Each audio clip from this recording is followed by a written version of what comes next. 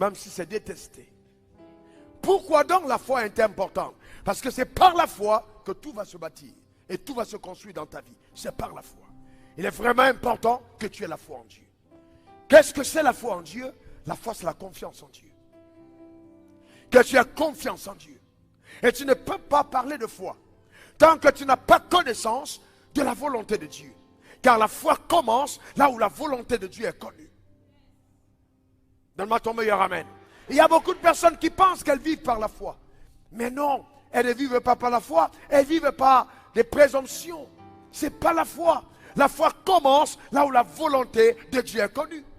C'est-à-dire que Dieu est l'auteur de la foi. C'est lui qui est l'auteur. Et c'est lui qui est le consommateur de la foi. Donc il faut connaître sa volonté pour opérer par la foi. Et c'est pourquoi Satan, le sachant, va tout faire pour falsifier la volonté de Dieu dans ta conception des choses. Parce que si déjà tu ne reconnais pas que Dieu soit capable de te faire du bien, eh bien le bien ne viendra pas parce que tu n'as pas confiance en Dieu pour ton bien. C'est pour ça que Dieu dit que celui qui s'approche de Dieu croit que Dieu existe et qu'il est le rémunérateur de ceux qui le suivent ou qui le cherchent. Donc il y a une récompense que Dieu accordera à toute personne qui a la foi. Donne-moi encore ton meilleur amen. Je lève ma main vers le ciel, je déclare et établis sur ta vie que Dieu te récompensera pleinement. Donne-moi ton meilleur amen. Il te récompensera, il récompensera ta foi. Car à Dieu, rien n'est impossible. Qui croit que Dieu est capable de tout faire? Lève ta main. Très bien. Bien, répète après moi, Dieu, je crois que tu peux tout faire. Non, dis-le encore de tout ton cœur. Maintenant, baisse ta main. Dieu, tu crois qu'il peut tout faire, c'est super. Maintenant, Dieu, cependant, n'est pas la seule personne capable de tout faire. Il n'a même jamais voulu être la seule personne capable de tout faire. C'est pourquoi il veut que toi et moi ayons la foi. Parce que quand tu as la foi, tu deviens l'égal de Dieu en puissance. Ta manière de dire Amen m'embête. C'est-à-dire que Dieu, quand tu as la foi, tu opères dans les mêmes fréquences de possibilités divines. La Bible dit que tout est possible à celui qui croit. Donc rien n'est impossible à Dieu, mais tout est possible à celui qui croit. Donc la foi te donne d'opérer au même niveau de puissance que Dieu. Et ça dérange les religieux. Mais comment ils peuvent oser dire ça? Comment peut-on opérer au même niveau de puissance que Dieu? Mais c'est ce que la Bible dit. Tout est possible à celui qui croit. On a bien dit quoi? Tout est possible. On a bien dit quoi? Tout est possible. On a bien dit quoi? Tout est possible à celui qui croit. Et voyez donc, et là, bon, quand on dira, eh bien, que les paralytiques avancent, nous prierons pour eux. L'église sera là. En attendant, Seigneur, fais un miracle. Que les aveugles viennent. Oh, l'église sera là, Seigneur, fais un miracle. Parce que nous croyons à la puissance de Dieu. Capable de guérir le paralytique. Capable de donner la vie aux aveugles. Mais quand on dira maintenant que la femme qui est pauvre avance ici et reçoit son miracle de prospérité, les gens vont commencer à dire Parce que dès qu'on parle d'argent, les gens ont problème. Mais moi je vais dire quelque chose. La médecine est capable de grandes choses. Donc voyez-vous, vous savez, il y a des choses que la médecine fait d'extraordinaire. La médecine fait une transplantation de cœur. On te donne un autre cœur qui ne t'aime pas ton cœur, médicalement. Et tu vis encore longtemps avec. C'est vrai que la prière te donne le même cœur sans opération. On ne t'a pas opéré, on ne t'a pas hospitalisé, tu viens devant l'autel, on lève la main vers le ciel, on prie pour toi, et le cœur change. J'ai été moi-même, écoutez-moi, moi-même, témoin d'un cœur qui change. Je sors de la Guadeloupe, je ne sais pas en quelle année, il y a près de 15 ans en arrière, et en Guadeloupe, j'ai failli mourir dans ma chambre d'hôtel. Et moi, j'ai qualifié ça d'une oppression satanique. Mon cœur bat faiblement. Mon cœur bat très faiblement. Et le diable me dit à n'importe quel moment, ton cœur va s'arrêter. Mon cœur bat faiblement.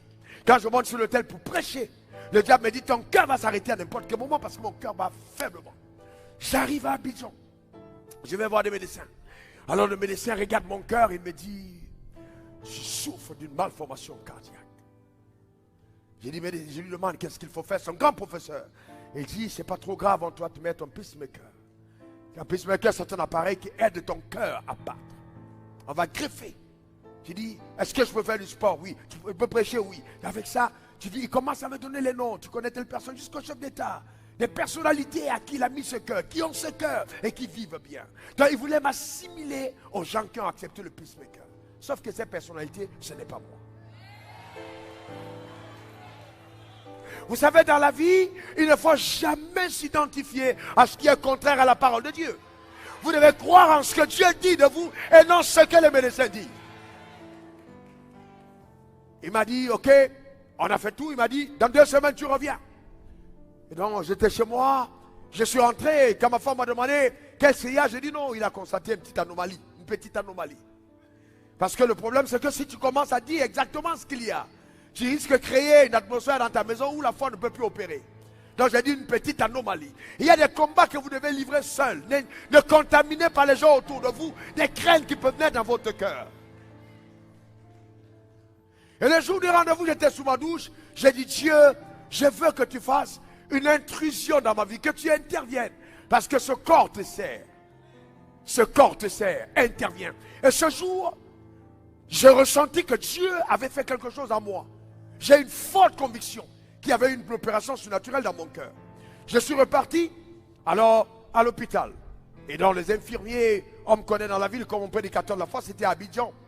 Et donc, ils sont venus, les infirmières étaient là, on m'a fait étendre, on a levé le t-shirt, on a mis tout ce qu'il faut, on a regardé. Et je les vois en train de discuter entre eux. Ils reviennent, ils discutent entre eux. Ils regardent des trucs, discutent, ils refont les examens et ils ne me disent rien. À un moment, je suis un peu étonné, je vois la réaction des médecins qui discutent entre eux. Et je demande au médecin, qu'est-ce qu'il y a? Il me dit, non, mais les résultats qu'on a ici sont très surprenants. Je dis, mais qu'est-ce qui se passe? Il dit, c'est totalement différent. Il compare l'ancien, il compare le nouveau. Il dit, on a affaire à un autre cœur. On a affaire à un autre cœur. On a affaire à un autre cœur. Est-ce que quelqu'un comprend? Amen. Et je vais te dire qu'on fera le constat. On aura affaire à un autre compte bancaire. On aura affaire à une autre personne. On aura affaire à une autre maison. Parce que le Dieu que nous servons est capable d'intervenir dans tous les domaines de ta vie. Donne-moi 3 bons amen. Que cela soit ton partage et ta portion. Voilà comment votre serviteur a eu un cœur totalement transformé.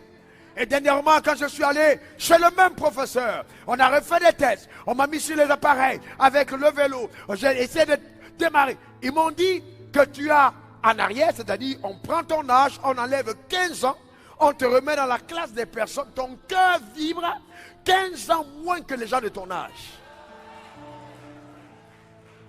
Jusqu'aux organes, vous savez, on peut les tester, jusqu'aux organes du corps. Je prophétise sur ta vie le rajeunissement dans le nom suprême de Jésus. Donne-moi ton meilleur amen. Dis encore amen. Le plus important, c'est que quand ta foi a dit oui, même le ciel ne peut dire non. Car il est écrit qu'il soit fait selon ta foi. Déclare après moi, je crois en ta puissance. Non, déclare-le bien. Une 3e fois.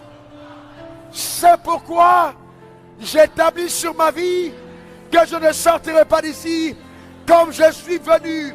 Quelque chose se passe dans ma vie au nom suprême de Jésus. Amen 3 fois. Que cela soit ton partage et ta pleine portion. La ferme espérant des choses